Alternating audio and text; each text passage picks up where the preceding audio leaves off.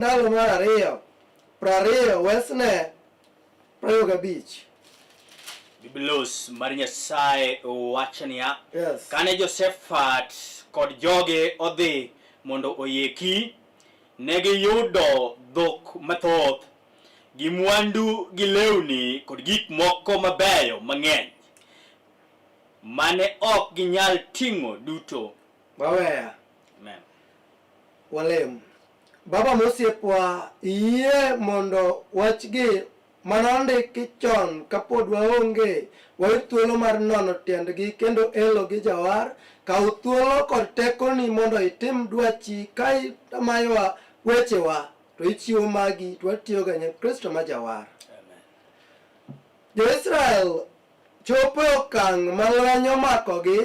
Osiepna kana chako tapenji penjo mayot ni tang'o gini matimore. Wan gi lwenje mopogore. Nitie lweny ma oyudi ei ot, lweny moyudore ei udi kuond mwadakie. Inyalo bedo ni in kod lweny gi nyithindi, samoro in kod lweny gi jaodi, samoro in kod lweny gi oweteni, in kod lweny gi minu, in kod lweny gi wuonu, in kod lweny gi jonyuolni. Lwenje biro mopogore opogore. En lweny mane ma in to ikede?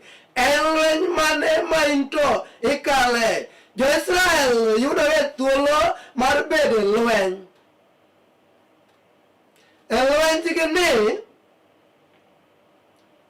ne ka isomo jong'ad bura 11 wes achiel to nyisowa niya, mano background makelo mok wasom kodi nikech sa. To wacho niya, Josephat ne en jalweny motegno. Josephat ne en ng'at maratego.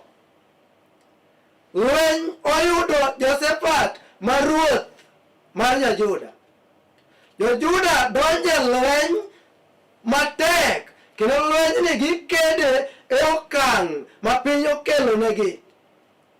Nyathiwa, jawinjo, janeno, en lweny mane ma ikedo? En lweny mane ma iromogo?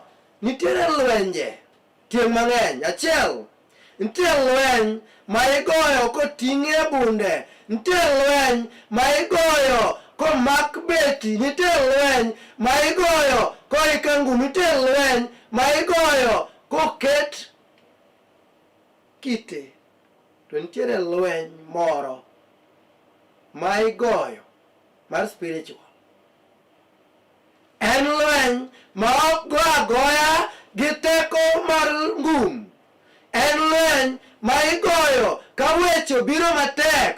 To jandiko wacho niya, ni lweny ni ok en lweny migoyo kod teko mar dhano. To en lweny ma wakedo mar lang chunje. En lweny ma ikedo mana gi tweyo kod lemo.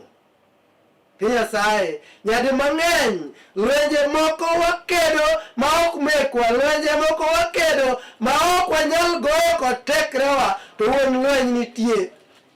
Jo-Israel ochope point e okang' ma gifwenyo ni lweny ma gigoyo ok en lwenjgi. Wuok 14 wes 14. Jo-Israel liel thim. Jo-Israel lero ka piny omoko kodgi marach. Gineno ka gipoto kama gintie tek. To giwacho niya, lweny ni Musa wuoyo kodgi 13. 14. 14 wacho niya, Hey. Musa nodwokogi niya, kik uluor, chunguru motegno, Yes. mondo une kaka Ruoth Nyasaye biro resou kawuono, nimar jo-Misri unenogi ok unune kendo. Piny Nyasaye lwenje mwakedogi, Nyasaye gombo mondo okednwagi. Gima duong' midwaro kuomwa en niya, wachung' kare bang' lweny nitiere loch. Bang' lweny nitiere resruok.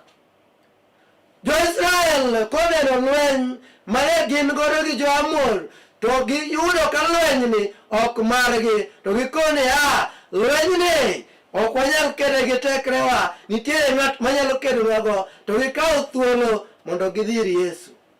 Nyathi Nyasaye, ang'o mamoni kawuono dhir Yesu? Bang' lweny, ang'o gini miyudo? Bang' lweny, ang'o gini matimore? Nyathi Nyasaye, bang' lweny en ang'o manitie? Bang' lweny nitiere loch. Weche mag ndalo mar 2, 20 no, Wes 15. Bang' lweny ang'o gini matimore? Nitiere loch. Jo-Israel yudo loch kuom jo-Juda. Josephat wuoyo kodgi. Blos wacho niya. Yes. Nowacho niya. Un jo-Juda. Un jo-Juda. Ruto gi joma odak Jerusalem. Yes. Kod Ruoth Josephat. Winjuru gima Ruoth Nyasaye owachonu. Yes. Owacho ni kik uluor oganda maduong'ni. Kendo chunyu kik parre. Ni mar lweny ok en maru. Lweny en mar Nyasaye. Amen. Lweny ma seche moko wakedo ma iwacho ni an tuoni to tuona. Nyathi Nyasaye, tuono ok mari. Chunga. Nyasaye dhi kedo nigo. Nitiere lweny ma seche moko igoyo mar ot, mar keny. Nyathi Nyasaye, in ok ichako keny. Ter keny ne wuon keny. Lweny ok mari. Nitiere lweny ma igoyo mar chando koso nyathi e ot. Nyathi Nyasaye, lweny no ok mari, tere ne wuon gi. Bang' lweny nitiere loch. Nitiere lweny ma seche moko wagoyo ma ok lwenjewa. Ing'isowa ni lwenje mwagoyo gi ok gin magwa. Wuon lweny nitie, ter lweny ne wuon gi. Bang' lweny nitiere loch. Bang' lweny nitiere gweth. Jo-Juda kochopo okang' ma gintie, to giyudo ka weche yom. Lweny Nyasaye osekedonegi e weche mag ndalo 20. Wesne 25. Giyudo ka lweny mane gikedo ka Josephat osewuoyo kodgi to ng'isogi ni lweny ni ok marwa. Wachunga wabiro loyo. Tok loch giyudo gweth. 25. Biblos wacho niya. Yes. Kane Josephat kod joge odhi mondo oyeki, ne giyudo dhok mathoth. Yes. Gi mwandu gi lewni kod gik moko mabeyo mang'eny mane ok ginyal ting'o. Amen. Bang' lweny nitiere gweth.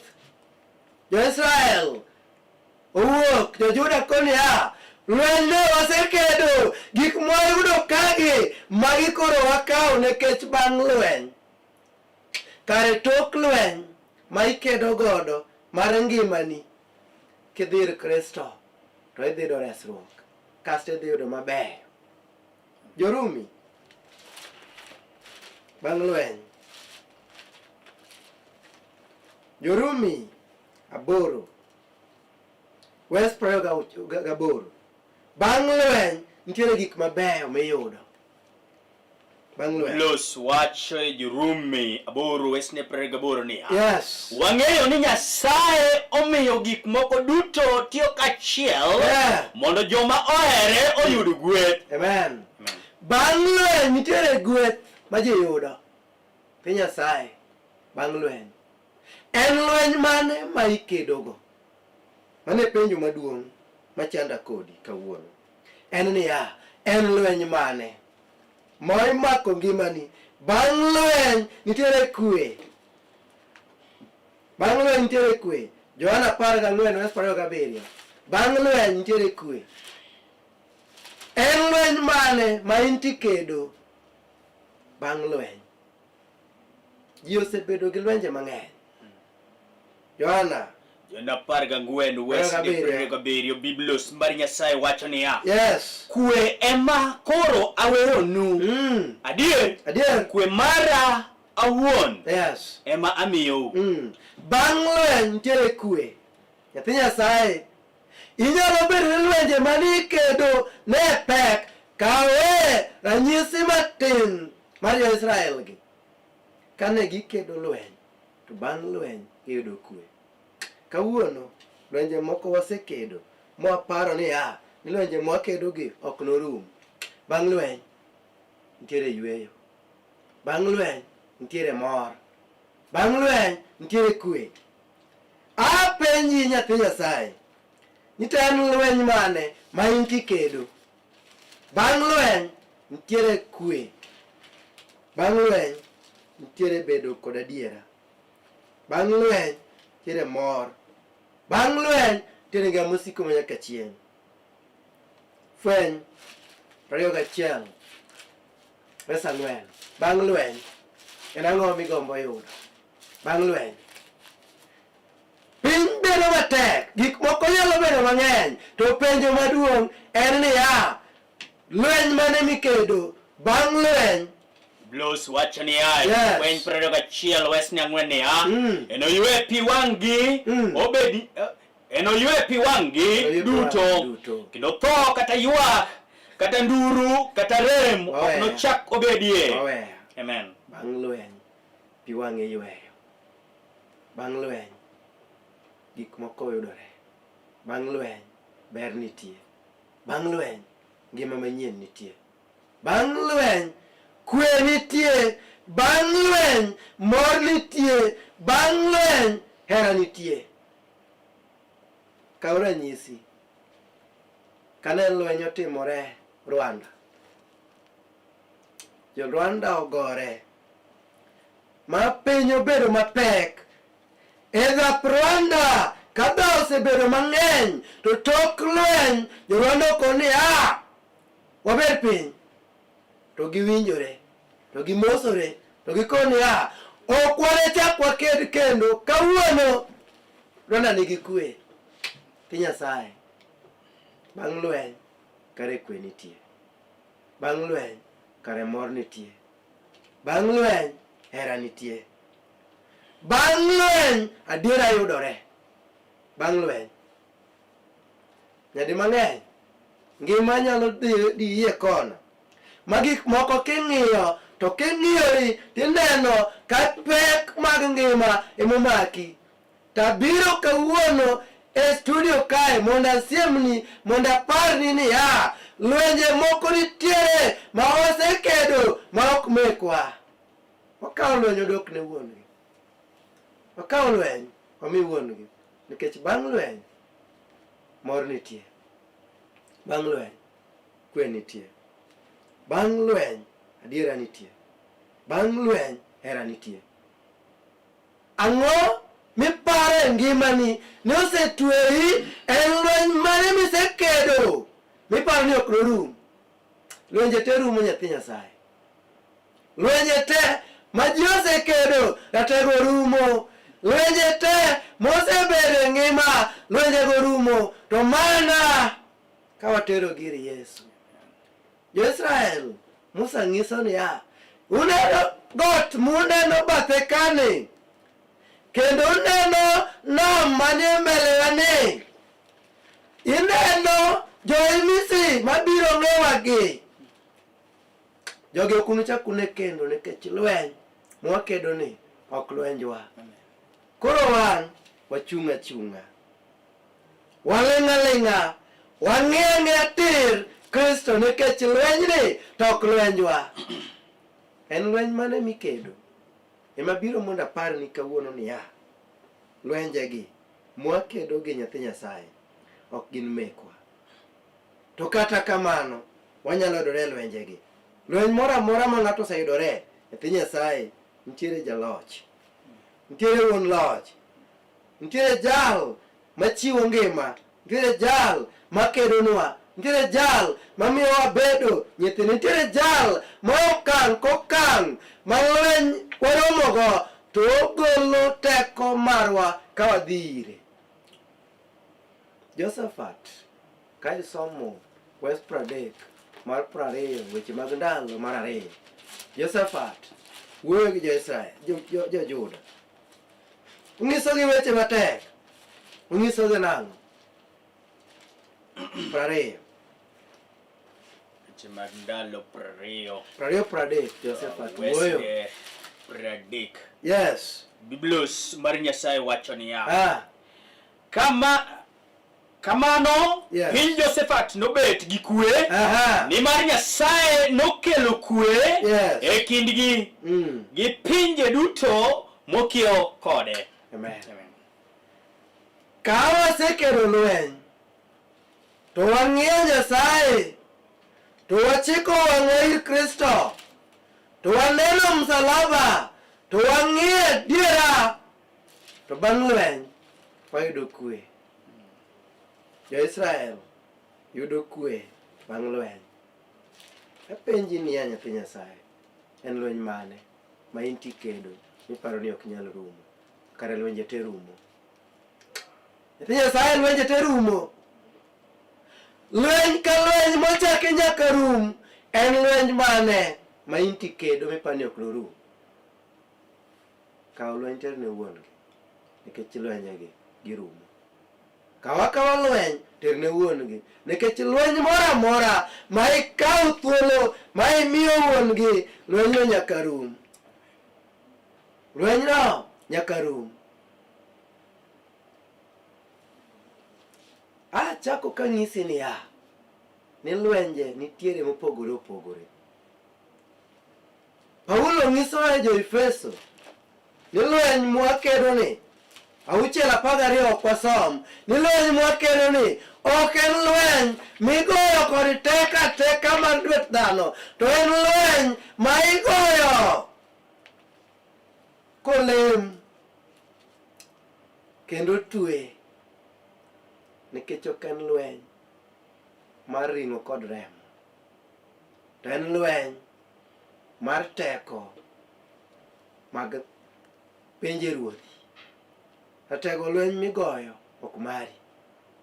Kare momiyo ka wasomo Wuok 14, to Musa nyiso Jo-Israel niya, chunga, ling'a, ng'icha, nikech lweny mwakedo ni.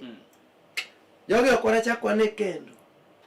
Lweny ni ok en lwenjwa. Lweny ni nitiere wuon gi. Atieko ka wacho ni niya,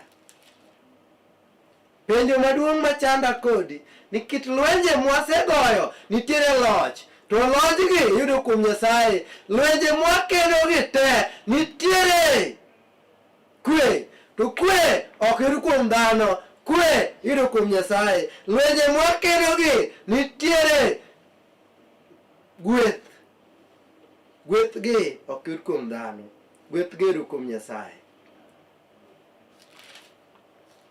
Som Fweny 22 Wesne 5. Lwenje mwakedo ok gin lwenjewa, to tok lweny nitiere loch.